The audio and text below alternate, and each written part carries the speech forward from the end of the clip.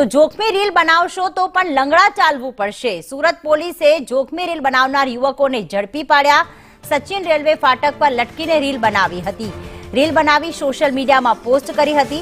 Reel બનાવનાર યુવકો પાસે પોલીસે માફી મંગાવી છે।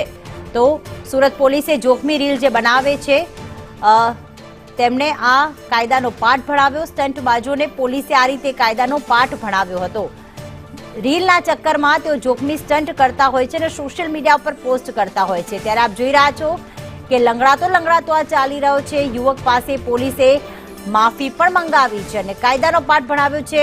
કાન પકડેલા છે તમામે અને લંગડાતા ચાલી રહ્યા છે અને પોલીસે તેમને કાયદાનો પાઠ ભણાવ્યો છે, કારણ કે આ રીતે રીલ્સ જોઈને અન્ય લોકો પણ જે છે તે જોખમી સ્ટન્ટ કરતા હોય છે।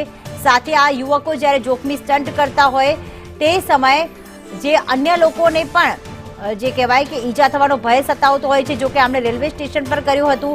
ઘણા યુવકો જે છે એ રીલ બનાવવા માટે ફૂલ સ્પીડમાં બાઇક કે કાર પણ ચલાવતા હોય છે। गलती में ऐसा हो गया, दोबारा गलती ऐसा नहीं करेंगे, दोबारा ऐसा काम नहीं करेंगे हम लोग। सॉरी, दोबारा ऐसा गलती नहीं करेंगे।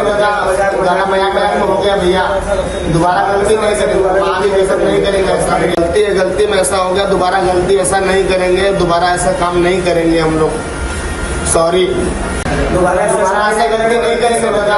गाना मजाक में हो गया भैया, दोबारा गलती नहीं करेंगे, आगे ये सब नहीं करेंगे। ऐसा